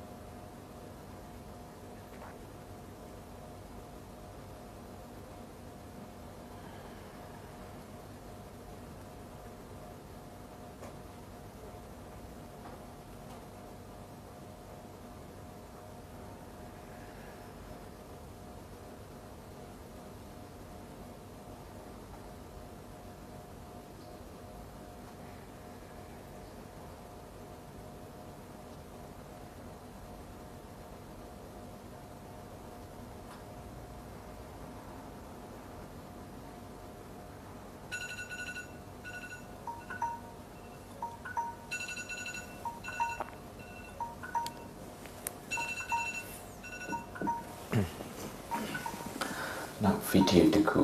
ကြည့်မယ်နော်အခုနောက်ထပ်ကြည့်မယ့် video တစ်ခုကဘာလဲပြောပါလဲcompassion ရည်ကြည်ပုံကြောင့် compassion ဆိုတာကပြဿနာကိုစိတ်ဝင်စားတယ်ပြဿနာစိတ်ဝင်စားပြီးတော့တနာတဲ့စိတ်နဲ့ပြဿနာကိုဖြေရှင်းပေးခြင်းတယ်ဥပမာတကယ်လို့မိုင်းတို့ဒီမော်တော်အလုပ်လုပ်တယ်ဆိုရင်ဟောပြဿနာကိုဦးတည်ပြီးတော့တွေ့ရဥပမာမြန်မာနိုင်ငံရဲ့စီးပွားရေးကမကောင်းဘူးစီးပွားရေးမကောင်းတဲ့အခါကျတော့ဆေးရုံတွေအဆင်နဲ့မမီဘူးဆေးတွေပြည်စုံမရှိဘူးဆရာဝန်တွေလုံလောက်တဲ့ training တွေမရဘူးအဲ့ဒီဟာကိုတွေးပြီးတော့လုပ်ငန်းရှင်တွေများမှလုပ်ငန်းရှင်တွေအားလုံးလည်းပဲအောင်မြင်မှဒီကအခွန်နဲ့အစိုးရကဒီဆေးရုံတွေကိုလုပ်နိုင်မှာစိတ်ကိုအဲ့ဒီတွေးထားရင်ဒါလောကထစရိယခေါ်တယ်ဗုဒ္ဓရဲ့ဒီနေ့မှာအများတွေတွေးလုပ်တာတော့ကိုယ်လုပ်ငန်းကိုလုပ်နေတာလောကကိုလုပ်ငန်းလုပ်နေတာဒါပေမဲ့ကိုဒီရွေချက်ကအဲ့ဒီတဲ့အများအကြီးထားဖို့အတွက်ဟောအခွင့်အလမ်းရှိတဲ့အခါကျအဲ့လိုအဲ့ထက်ပို့ပြီးတော့အကြီးထားလိုက်တယ်အတန်းကြောင်းတွေဆိုရင်လည်းပဲတို့အတန်းကြောင်းတွေဟောဖြစ်နေလို့resources တွေနည်းနေလို့အဲကြောင့်ဆရာမတွေလည်း training ကောင်းမလုပ်နိုင်ဘူးလိုအပ်တဲ့ teaching material တွေလည်းကောင်းမပြည့်စုံဘူးနောက်ဆရာမအရေးအတွက်လည်းပဲလုံလောက်တော့မဖြစ်စီပေးနိုင်ဘူးဒါကြောင့်မလို့ဘုန်းတို့တရားကလေးတွေနိုင်ကြကြောင်းသွားတက်ရတာတွေနောက်ပြီးတော့လူနာတွေနိုင်ကြမှာသွားပြီးတော့ဆေးရုံနော်သွားပြရတယ်အဲ့ဒါတွေကနိုင်ငံရဲ့ resources ကို training ဖြစ်စေတယ် training ဖြစ်စေအဲ့လိုတွေးပြီးတော့နောက်တစ်ချိန်ကျရင်အဲ့ဒီအဖြစ်တွေယုံနေတော့တို့နိုင်ငံမှာအစားစားရစိတ်မိအောင်ဘာလို့တော့ဆိုတော့လုပ်ငန်းရှင်တွေများများလို့တယ်အဲ့လုပ်ငန်းရှင်တွေလည်းပဲအောင်မြင်ဖို့လိုအပ်တယ်အဲ့လိုတွေးပြီးတော့ကိုယ်လည်းအဲ့ဒါတွေးတယ်ဆိုရင်ကိုယ့် motivation ကအများရဲ့ပြဿနာအများဒုက္ခဝိုင်းဝန်းဖြစ်ရှင်းပေးတယ်ပြဿနာဖြစ်တယ်အများတော့မဖတ်တော့ compassion focused therapy ဆိုတာကရုဏာအခြေခံတဲ့ therapy မျိုးalso တဲ့ကထုတ်တဲ့ handbook တခု compassion science ဆိုတာသူတို့လေ့လာဒါမျိုးဒီလိုဖြစ်ရင်လည်းဒီလို compare ဒီလိုစိတ်ထားနိုင်တယ်လို့ဒီလိုဒီနေ့ကို2မိနစ်3မိနစ်အဲ့လိုချိန်ပေးပြီးတော့တွေးတဲ့ပုဂ္ဂိုလ်ကိုယ့်ရဲ့လုပ်ငန်းကိုအများရဲ့ကောင်းကျိုးနဲ့ဆက်ပြီးတော့တွေးတဲ့ပုဂ္ဂိုလ်အဲ့ပုဂ္ဂိုလ်တွေကသူတို့အနောက်က hippocampus ကအလိုလိုတခါကြတော့ stress ဖြစ်တဲ့နေရာနဲ့ကြားထဲမှာ buffer zone တွေတူရှိတယ်ဒါတော့ FMRI နဲ့သူတို့ကအလောက်ထိပြောနေတယ်သူတို့ပြောတာဘုံဘုံနဲ့သူတို့ပြောတာဟာကိုယူပြီးတော့ပြောတာပါဗုဒ္ဓမြတ်စွာဘုရားပြောတာတော့ဆိုရင်လည်းစိတ်တောကဒေါသထဲမှာပါတယ်အဲ့အုပ်စုထဲမှာပါအဲ့အုပ်စုဖြစ်နေတဲ့အချိန်မှာကရုဏာမဖြစ်နိုင်ဘူးမေတ္တာလည်းမလို့ကိုယ့်ကိုမေတ္တာမထားနိုင်တခြားလူမေတ္တာမထားနိုင်ဘာလို့ stress ကို manage မလုပ်နိုင်ကရုဏာဖြစ်တဲ့အချိန်ကျတော့ကရုဏာကကုသိုလ်စိတ်ဆိုတော့အဲ့ဒီတောကဆိုတဲ့အကုသိုလ်အဲ့ချိန်မှမဖြစ်ဒါတော့နှစ်ပေါင်း2600ရှိတယ်ဟာဒါတော့နည်းနည်းပဲရှိတယ်ဒီစာအုပ်က2017ကမှထုတ်ထားတယ်သူ research တွေလုပ်နေတော့တော့ compassion ကကိုကြမ်းမိုက်တဲ့ကောင်းတယ်တခြားလူတွေကောင်းတယ်အခုကြည့်မှဟာလို့ဆရာဝန်ကြီးပါ ICU ထဲမှာနှစ်ပေါင်း20ဆေးကူတာတဲ့ဘာမောက်ခိုင်တရားပါသူများတို့ဆေးကူရင်းနဲ့သူ့မှာ burn out ဖြစ်တယ်ခြေကုန်လက်ပန်းကြတာပေါ့ ပင်မလွယ်တယ်ခန္ဓာကိုပင်မလွယ်တယ်စိတ်ပင်မလွယ်တယ်ပြီးရင်စိတ်တိုးလွယ်တယ်စိတ်တိုးလို့တဲ့ခါမှာသူနဲ့အလွတ်လွတ်တဲ့လူတွေနဲ့သူကတိတ်မဆက်ဆက်ချင်သူတို့လည်းပဲသူတို့ရဲ့ဒီချွင်းချက်တွေပို့ပြီးတော့မြင်တယ်သူတို့ကောင်းတဲ့ဟာတွေသူတို့ contribution တွေသိမမြင်တော့အဆုံးမြင်သွားတာဝင်လာဒါတွေ stress ရဲ့ဆိုးကျိုးတွေပဲစိတ်ကောင်းရှိတဲ့လူဒီလောက်တွေစိတ်ကောင်းရှိတဲ့လူတွေဒီလောက်တွေကြိုးစားတဲ့လူတွေဒီလိုဖြစ်နေတယ်ဆိုတော့ဘယ်ကနေလာတော့အမိုက်ခါစားပြတ်တတ်မိလောင်ဆိုတဲ့အတိုင်းသူက stress တွေလေးကိုignore လုပ်လို့လေးလေးရှူထားတော့stress ကိုင်တွယ်တဲ့နေရာမှာ number 1ကအခုပြောတဲ့အတိုင်းသတိပဋ္ဌာန်အခြေခံတယ် mindfulness အခုကြတော့ compassion သူပြောတာတော့ဆရာဝန်တွေကိုယ်တိုင်အဲ့ပြဿနာတွေ့ရတယ်အမေရိကန်နိုင်ငံကကမ္ဘာကြီးရဲ့ resources အရေးမြစ်25ခန်းတော့သူကအသုံးပြုတယ်လူဦးရေတန်300ကျန်တဲ့လူရေ9000နဲ့တန်ပေါင်း9000နဲ့100ခန်းကျန်တဲ့85ခန်းကိုမျှသုံးရတယ်သူအဲ့လောက်သုံးတာတော့မှဘာဖြစ်လို့အလုပ်လုပ်တဲ့ working population ရဲ့20ခန်းလုံးက antidepressant စစ်တဲ့ကြယောဂကောက်ွယ်ကုသတဲ့ဆေးတောက်နေရတာဆေးတောက်တာနဲ့မကောက်ဘူးတချို့ကဆေးမတောက်ပဲနဲ့စစ်တဲ့ကြလို့လုပ်ငန်းခွင်မှာစိတ်ညစ်လို့စိတ်တဲ့ကြလို့အရက်တောက်တဲ့ဟာဘာထဲထွက်နေတဝက်လောက်ရှိတယ်သူပြောမယ်ဟာလေပါအဲ့ဒါကိုတက်ကသူအသီးသီးကသူရနာလောက်ထား compassion ပတ်တဲ့ abstract တောက်သူဖတ်တယ်စာတန်း200ဖတ်တယ်ဖတ်ပြီးမှ does compassion matter ကရုဏာလိုအပ်လို့လားအရေးကြီးလို့လားအဲ့မေကုံသူမေးတယ်နောက်ဆုံးမှသူပြန်ဖြေတာဘယ်သူအတွက်ကောင်းလို့ဆိုသူလုပ်ငန်းနေနဲ့ဆိုရင်တော့လူနာအတွက်ကောင်းတယ်တဲ့ဆရာဝန်အတွက်ကောင်းတယ်တဲ့နောက်ပြီးတော့ကုသတဲ့ဆေးရည်အတွက်လည်းကောင်းတယ်ဆေးကုသမှုအမေရိကန်နိုင်ငံကပိုက်ဆိုင်အများကြီးကုန်တာ insurance မရှိတဲ့လူတန်းပေါင်း40ကျော်ဆိုတော့ဒါအိုဘားမားနဲ့ Trump နဲ့ဟိုညင်းခုန်တဲ့အရာတစ်ခုထဲမှာပါတော့ Obama ရဲ့ health care အဲ့တန်း40ကျော် insurance ရှိအောင်လုပ်ပေးတဲ့စနစ်အဲ့တော့ Trump ကမကောင်းဘူးဆိုပြီးပြန်ဖြစ်တယ်အဲ့ဒါအဓိက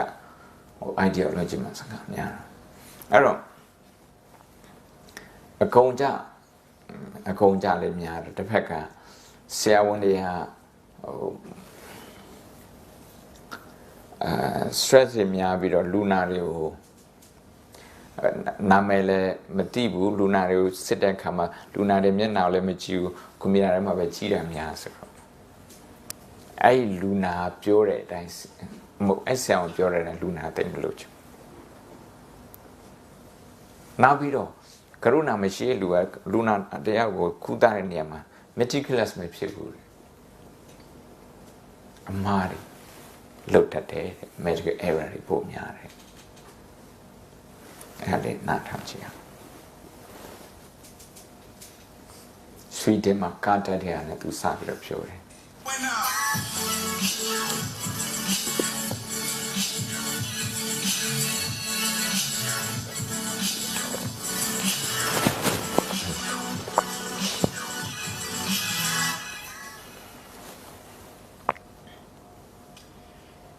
In my job,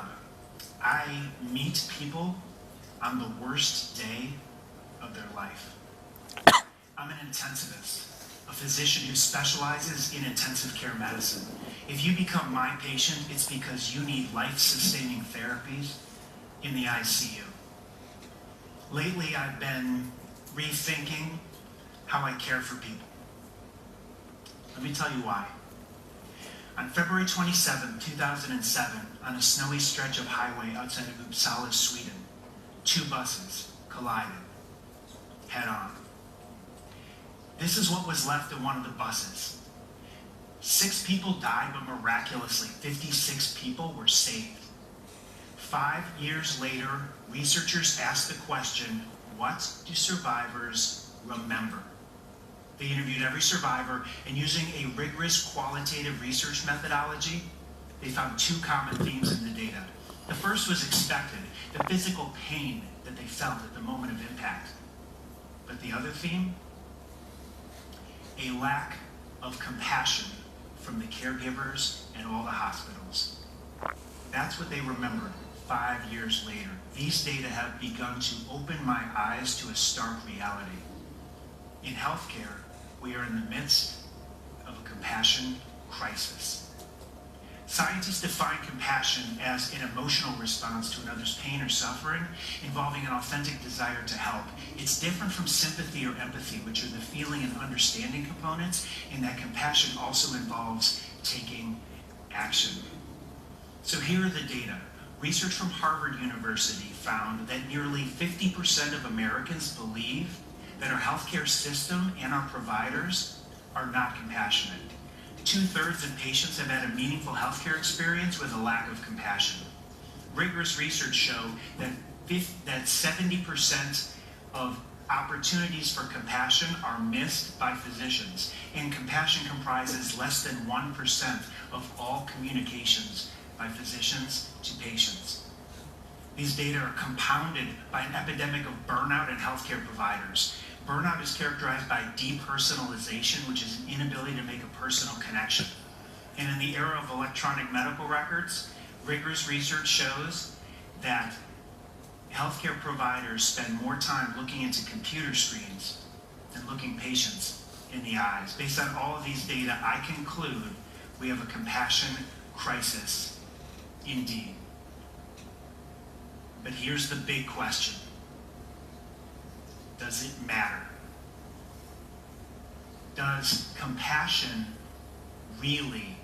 matter? Now you may say, of course compassion matters. We have a moral imperative. It's part of the art of medicine. And of course I agree.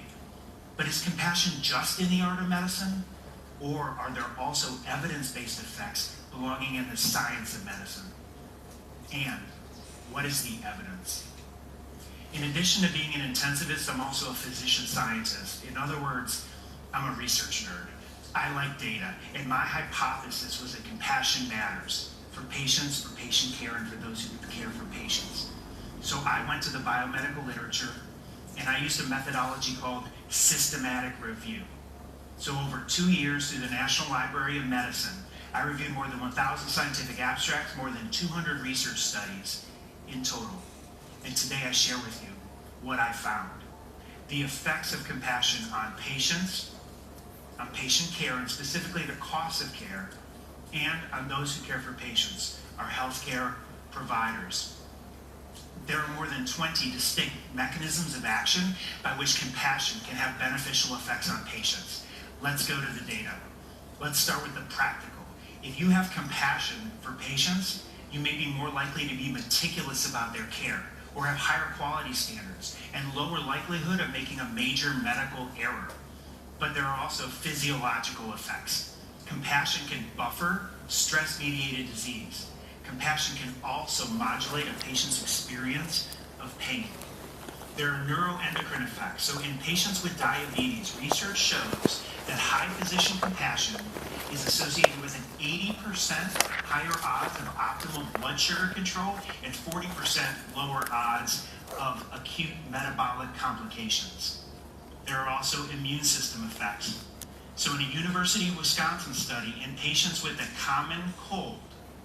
high physician compassion as rated by patients was associated with enhanced immune response, shorter duration of symptoms, and lower severity of symptoms. And importantly, compassion can impact patient self-care. If you care deeply about patients, and they know that,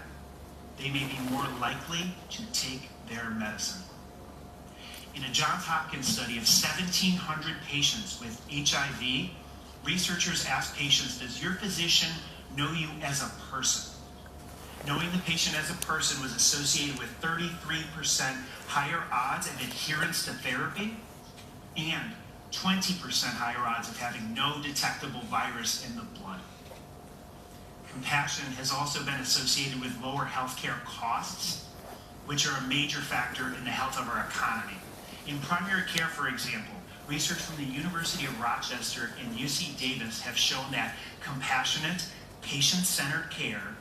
is associated with lower discretionary resource utilization. So fewer diagnostic tests, fewer referrals to specialists, fewer unnecessary hospitalizations, and lower total healthcare charges.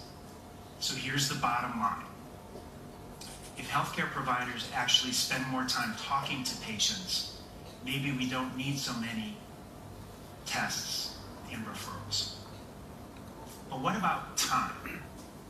We've all heard the expression, time is money, but time is also a vital factor in the efficiency and the economics of healthcare. So here's a staggering number, 56. Research from Harvard University shows that 56% of physicians believe they do not have time for compassion. This is in the context of a classic study from Princeton University on helping behaviors, which found that it wasn't the intrinsic belief of the importance of helping by the potential helper, it was whether or not the potential helper believed they had enough time to help. So how long does it actually take for a meaningful expression of compassion? To address this, researchers from Johns Hopkins University did a randomized controlled trial in patients with cancer who were having a consultation with the oncologist. And in this randomized trial, the primary outcome measure was anxiety. And if you have cancer, it's a pretty important outcome measure. So they found that patients randomized to a compassion intervention from the oncologist had less anxiety than usual care. So what was the compassion intervention? I could describe it for you, but instead I'm just going to read it to you. From the oncologist at the beginning of the consultation. I know this is a tough experience to go through, and I want you to know that I am here with you. Some of the things that I say to you today may be difficult to understand, so I want you to feel comfortable in stopping me. If something I say is confusing or doesn't make sense, we are here together, and we will go through this together. And at the end of the consultation, the oncologist said, I know this is a tough time for you, and I want to emphasize again that we are in this together. I will be with you each step along the way. So how long did that take? They timed it 40 seconds. So this randomized trial shows that all you need is 40 seconds of compassion to make a meaningful difference. Importantly, 40 seconds of compassion can be a powerful therapy for the giver too. And this is important because these data are not just applicable to healthcare workers, but to everyone here today. Science shows that compassion for others can have a direct, positive effect on your own well-being. Neuroscience studies show that compassion for others can trigger reward pathways in the brain and positive emotion that can buffer or even counteract the activation of stress pathways and negative emotion. So, in effect, compassion for others can make you forget your own worries, at least temporarily. So now this is where the science meets the personal. A couple of years ago, after nearly 20 years of working in the ICU and meeting people on the worst day of their life, I came to a stark realization. I had almost every symptom of burnout. And let me assure you, that's not a good place to be. It can be a dark place. Currently, the recommended prescription for burnout is what I call escapism. Get away, detach, pull back, go on some nature hikes or whatever. But I was not buying it because I believed that the antidote to burnout had to be at the point of care. In personal connection, human connection, not in escape. So what was I supposed to do? Well, I did the only thing I knew how to do. I took the research nerd approach. And armed with the data that 40 seconds of compassion can be a powerful therapy for the giver too, I decided to do an experiment on myself. I was the only research subject in this experiment.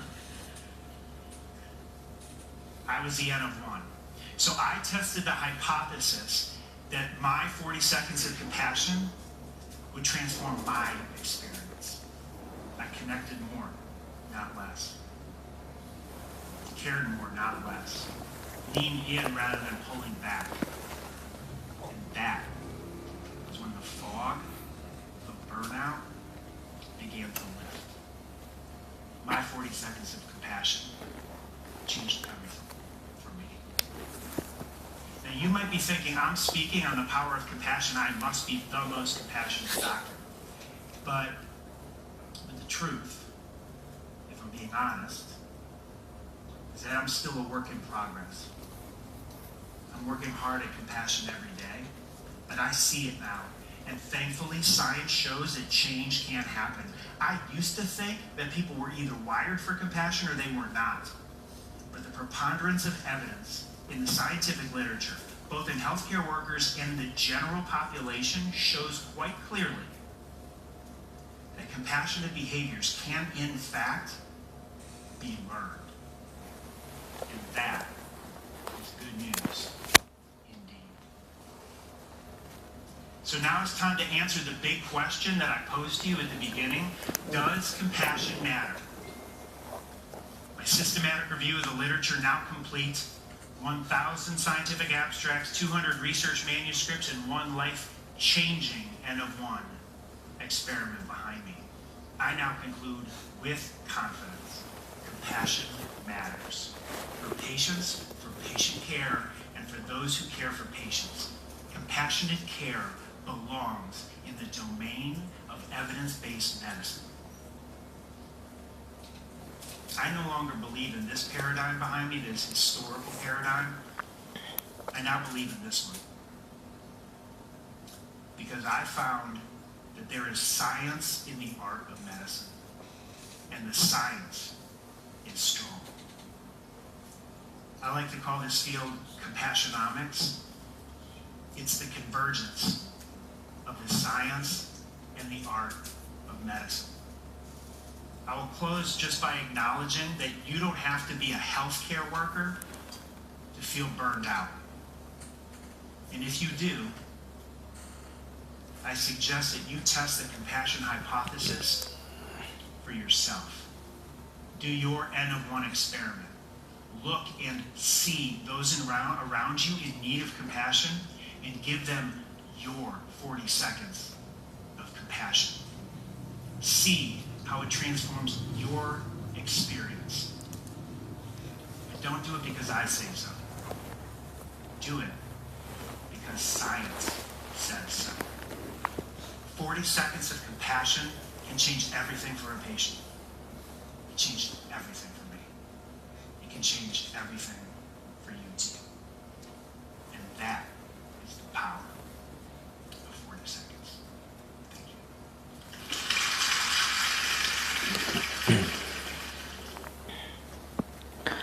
คือပြောသွားတဲ့အချိန်မှာcompassion ဖြစ်တဲ့ပုဂ္ဂိုလ် immunity ကိုကောင်းတယ် medical science ကရှုထောင့်နဲ့ပြောတယ် now blood pressure လည်းပဲ control လုပ်နိုင်တယ် နောက်တစ်ခုက compassion ရှိတဲ့ပုဂ္ဂိုလ် compassion ဖြစ်တဲ့ပုဂ္ဂိုလ်က တော်တော် stress မဖြစ်ဘူး အလုပ်ကိုရှော့ဖို့လည်းမလို အလုပ်ကိုရှော့ဖို့လည်းမလို သူက with compassion he is more connected, he cares more တချို့ဆရာဝန်တွေပြောတာတော့ stress ဖြစ်တယ်ဆိုရင် stress ဖြစ်တယ်ဆိုရင်အလုပ်နာပါအလုပ်နဲ့ disconnect လုပ်ပါအလုပ်ဖြတ်ထားပါလို့ပြောတယ် အဲ့တော့သူကလက်မခံအလောက်ထဲမှာပဲအဖြစ်ရှိရမယ်ဗုဒ္ဓနဲ့ဘာတူတော့ဆိုတော့ပြဿနာရှိတဲ့နေရာမှာအဖြစ်ရှိတယ်ပြဿနာကိုဒုက္ခသစ္စာခေါ်တယ်အဖြစ်ကိုမဂ္ဂသစ္စာခေါ်တယ်ပြဿနာပြေလည်သွားတာကိုနိရောဓသစ္စာခေါ်တယ်အကုန်လုံးဒီခန္ဓာထဲမှာမရှိဘူးတလန်လောက်ရှိတဲ့ဒီခန္ဓာထဲမှာအကုန်ရှိနောက်ပြီးတော့ဒီကရုဏာဆိုတာဒါမွေးလာကြတဲ့ပါလာတဲ့ခါလို့သူအရင်တော့ထင်ခဲ့တာရှိတယ်လို့ရှိတယ်မရှိဘူးကြတော့မရှိဘူးသူအဲ့လိုထင်တာမဟုတ်ဘူး it can be learned training လုပ်လို့ရတယ်ဒါမကင်ရှိပါဟိုပြောတာမကင်ရှိပါကိုမြတ်စွာဘုရားအသုံးပြုတဲ့ term တခုကတိတ်ခါမြန်မာလိုနားလေတာတော့ dignity လို့ဘာလို့နားလေတယ်အမှန်တိတ်ခါဆိုတဲ့စကားလုံး training လို့ပြောတာပညာတိတ်ခါဆို training of wisdom တမာရီတိတ်ခါဆို training of concentration သီလတိတ်ခါဆို training of ethical conduct ကလုံး training train လို့ရတယ်အခု neuroscience ကလည်းပဲအရင်တော့honor တခုတန်ရသွားပြီဆိုရင်ကုလို့မရဘူးလို့ထင်တယ်အခုကျတော့ positive thinking ရှိတယ်ဆို honor သူ့အတူပြန်လို့ say good the brain that heal itself အဲ့ဒါပဲအဲ့ဒီ theory က neuroplasticity ဆိုပြီးတော့ခေါ်တယ်အခုကရုဏာတရားထိုင်နေရတယ်သင်ပေးမယ်ကရုဏာတရားထိုင်နေပြဿနာဟိုတွေးပြီးတော့ကိုယ့်ရဲ့စိတ်ထဲမှာတဏှာရဲ့စိတ်လေးမွေးပေးပါတဏှာရဲ့စိတ်လေးမွေးပေး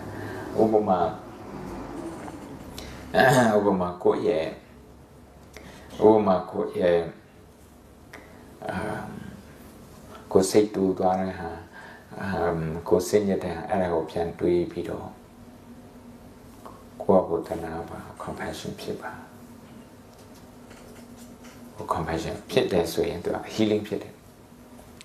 အဲ့စိတ်ကိုပြန်ကုစားတယ်မဟုတ်ရင်အဲ့ဟာက trauma တခုလို့ဖြစ်တယ်စိတ်ညစ်တိုင်းအဲ့ဒါကိုပြန်သတိရရင်စိတ်ပုံညစ်တယ်ကသူပြန်သတိရလွတ်ဖြစ်နေတာပေါ့လဲပတ်နေအဲ့ဒါသူ့ပဲနေရာမှာ cut off point ကပဲမှာတော့မဟုတ်ဆရာတော်ပြောတဲ့နည်းနဲ့ဆိုရင်တော့အထွက်လမ်းကပဲမှာတော့ way out ကပဲမှာ outlet ကပဲမှာအဲ့ပြဿနာကိုပဲသွားပြီးတော့ focus လုပ်ပါတယ်ပြီးရင်စိတ်ကို compassion ဘက်ကိုပို့ပါ orientate our mind towards compassion now ကိုယ်နဲ့နီးတဲ့လူတွေသူပြောတာကိုယ်နဲ့နီးတဲ့လူတွေသူတို့ compassion ဖြစ်စီရင်သူတို့ပြဿနာကိုတွေးပြီးတော့သူတို့တဏှာနဲ့စိတ်လေးတွေပွားပေးပါခေါင်းကပြောသလိုတိုင်းပြည်အကြောင်းနဲ့စဉ်းစားမှတိုင်းပြည်မှာဘာတွေလိုအပ်နေတော့တိုင်းပြည်ပြဿနာအဲ့လိုမဟုတ်ဘူးဆိုရင်ကိုတိုင်းပြည်ရဲ့အားနည်းချက်ကိုတွေးပြီးတော့ဟို gossip ပဲပြောနေတခါကိုတိုင်းပြည်ရဲ့ပြဿနာပြောလို့ဟိုကြီးလိုက်ပြီဥပမာတရားဆေးုံနဲ့စင်ကာပူဆေးုံအကြောင်းနိုင်ရှင်တဲ့အခါမှာတရားဆေးုံချင်းတွေကြီးတယ်ဆိုတော့ကြီးတာဒါပြဿနာဖြေရှင်းဖို့မှာမဟုတ်ဘူးပြဿနာဖြေရှင်းခြင်းနဲ့စိတ်ဟိုဟာတိုက်တာလေဟာတာအဲ့လိုဖြစ်တယ်ဆိုရင် we become part of the problem ပြဿနာစိတ်ပိုင်းကိုကိုယ်ပါပါတယ်အဲ့တော့ပြဿနာစိတ်ပိုင်းနဲ့ကိုယ်မပါဘဲနဲ့အဖြေစိတ်ပိုင်းနဲ့ဝင်သွား so that we become part of the solution ဆိုပါလို့ဒီ attitude ထားကရုဏာဆို attitude ထားနေရာထဲမှာရှိတဲ့ပြဿနာတွေအဲ့ပြဿနာတွေကိုမြင်ရင်ကရုဏာများဖြစ်တဲ့ပုဂ္ဂိုလ်သူစိတ်ကြံ့ခိုင်တာသူမှာ motivation ကရုဏာ motivation နေတယ်ထားပြီးတော့လုပ်တယ်အဲ့လိုလုပ်တယ်ဆိုရင်ဒီလိုငါတို့မှလို့လုပ်တဲ့အလုပ်မျိုးထပ်ပြီးတော့ချက်ဖို့ပဲရှိတယ်ထပ်ပြီးတော့ချက်ခြင်းစိတ်ပဲရှိတယ် stress ကိုလည်းကိုကိုင်းတွယ်နေတယ် motivation လည်းပို့ပြီးတော့ကြီးလာတယ်ဒီနိုင်ကြနေပဲတွင်းတဲ့ကားဆိုတော့ဖုံးမလို့ရဲ့မွေးမှာက ရှိတယ်မလောက်ကိုတရားနေပြီးတော့ထောက်ရတယ်ဆိုရင်ငွေမှာကိုစီလာအဲ့ဒီဟာလောက်တာဘလောက်ကောင်းတော့အဲ့တော့အဲ့လိုလှုပ်ချင်တဲ့စိတ်ဖြစ်အောင်အဲ့ဒီဒဏ်တွေ stress ဒဏ်တွေခံအောင်ဆိုရင်ပြဿနာကြောင့်များများတွေ့ရတယ်တေရတာမင်းသားကအိမ်ရှိမင်းသားပါရိုးမင်းသားမဟုတ်ဒုတိယအာဏာရှိဆုံးမင်းသားအကုန်လုံးသူ့ကိုလုပ်ပြီးနန်းတော်ထဲမှာဘာမှတူတူမရှိဘာဖြစ်လို့အဲ့ဒါတွေကိုပြစ်ထားပြီးတော့လူသားတွေအလုံးတက်ဆိုပြီးတော့တရားသွားရှာတော့သူ့ motivation ကပါတော့ motivation ကတော့လူတိုင်းကိုကြည့်တဲ့နေရာမှာတနာစရာလို့မြင်လိုက်တယ် compassion ဖြစ်တယ်အဲ့ compassion ကသူ့ဘဝအရန်ပြောင်းလဲသွားတယ်အခုအရင်တော့ဆိုလက်ဆေးပြီးတော့စားရမယ်အခုကျတော့တအိမ်ပြီးတအိမ်သူအိမ်နေရှေ့မှာသွားရပြီးတော့သူများသူဟိုလောင်းနေဆုံးစားရတယ်ဆိုတော့ဒါမသေးချာမေးရတဲ့အလုပ်ကိုသွားပြီးတော့လုပ်တာလူများတော့မလုပ်နိုင်တဲ့ဟာကိုသူကဘာဖြစ်လို့လုပ်နိုင်နောက်ပြီးတော့ disappointment တွေသူကတစ်ခုပြီးတစ်ခုရတယ်စိတ်ပြတ်တာတွေမအောင်မြင်တာတစ်ခုပြီးတစ်ခုအာလကာရမစီရောက်သွားတယ်ကြိုးစားတယ်သူလူချင်းတဲ့ဟာမဟုတ်ဥဒကရမဗုဒ္ဓစီရောက်သွားတယ်ကြိုးစားမရဘူးဟို asceticism ဆိုတာကဒုက္ခရစီကအဲ့ဒါလည်းသူရောက်သွားတယ်အဲ့ဒါလည်းပဲလူချင်းတဲ့ဟာမဟုတ်9 နှစ်ကျော်လောက်ခဲ့တဲ့ဟာကတော့တစ်ခုပြီးတစ်ခုမဟုတ်ပဲဖြစ်တယ်စိတ်တက်မကြပဲနဲ့နောက်မဆုတ်တာဘာကြောင့်တော့ what kept him going compassion ကရုဏာဆိုတဲ့ဉာဏ်ဒါကြောင့်စိတ်တက်မကြအောင်ပြဿနာနဲ့တွေ့တဲ့အခါစိတ်တက်မကြဘယ်လိုလုပ်မှာဆိုဒါလေးလူတယ်ကဲဘုံတို့9မိနစ်လောက်ကရုဏာလုပ်မယ်နော်9မိနစ်ကရုဏာလုပ်မယ်အဲ့ဒါတော့ကိုယ်ဒီတိုင်းပြည်ပြဿနာကိုတွေးပြီးတော့အဲ့တိုင်းပြည်ပြဿနာကဘယ်သူ့ကိုသွားပြီးတော့ဟောဖြစ်နေလဲလူတွေအများကြီးကို affect ဖြစ်နေတယ်ဒီနေ့မွေးလာတဲ့ကလေးကသူ့ကိုဆောင်းလျှောက်ဖို့အတွက်စေုံကောင်းမရှိကြောင်းကောင်းမရှိဘူးဆိုရင်သူနေဒီကလေးရဲ့ future ကအရန်ကိုဒုက္ခရောက်ပါအဲ့လိုပုံကိုယ်ကြီးဂျားမှာနေရတာဘုန်းတော်နေနဲ့ဒီအခုမှအဆင်ပြေတဲ့ပုံကိုယ်ကြီးနေနဲ့လည်းပဲအဆင်မပြေတဲ့ပုံကိုယ်နဲ့နေရတယ်ဆိုတာဒါလုံးဝစိတ်ချမ်းသာနေတဲ့စိတ်မချမ်းသာနိုင်ဘူးပေါ့နော်ဒါကြောင့်မလို့ကိုယ့်ရဲ့အောင်မြင်မှုကတခြားလူတွေအောင်မြင်မှုနဲ့ဆက်ဆက်နေတယ်သူတို့ရဲ့အစမပြေမှုကလည်းကိုယ်အစမပြေမှုနဲ့ဆက်ဆက်နေတယ်အဲ့လိုတွေးပြီးတော့ကရုဏာလေးထားဖို့ပထမဆုံးတော့ကိုယ့်ကိုကရုဏာပွားဖို့ပါပဲကိုယ့်ရဲ့ stress အချောင်းတွေပြန်တွေးပြီးတော့ကိုယ့်ကိုကရုဏာပွားပါဘယ်ချိန်မှာ stress ဖြစ်တယ်ဘယ်ချိန်မှာစိတ်ညစ်တဲ့အဲ့ဒါနဲ့တွေ့ရကရုဏာပွားပြီးရင်တိုင်းပြည်အကြောင်းစဉ်းစားပြီးတော့တိုင်းပြည်ပြဿနာအဲ့ပြဿနာနေပြီးတော့ဘသူတွေကိုသွားပြီးတော့ impact ဖြစ်နေတယ်အကျိုးသက်မှုတွေရှိနေတယ်အဲ့လိုတွေးပြီးတော့သူတို့ကိုသနာရစိတ်တွေမွေးပါ9 မိနစ်စာမယ်ဝင်လေထွက်လေချမ်းချမ်းနဲ့ရှိရှိပါ